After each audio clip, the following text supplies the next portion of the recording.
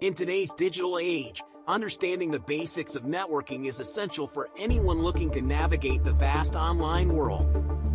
Two terms often mentioned together but frequently misunderstood are Ethernet and the Internet.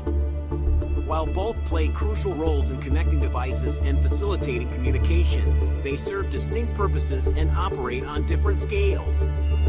This video aims to clarify the differences between Ethernet and the Internet, providing a clear and concise guide for beginners to grasp these fundamental networking concepts. Ethernet is a way to connect devices within a small area, like a home or office, using cables. It's similar to a neighborhood where all the houses are connected by roads, allowing them to communicate directly with each other. This method is used for local connections, such as linking computers, printers, and routers within a building.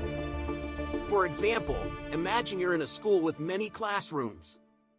Ethernet is like the hallways that connect these classrooms, allowing students to move between them easily. Each classroom represents a device, and the hallways, Ethernet cables, enable them to share resources and communicate. Ethernet is known for being fast and secure because it uses physical cables for connections. On the other hand, the Internet is a massive network that connects millions of devices worldwide. It's like a global highway system where information can travel from one city to another across the world.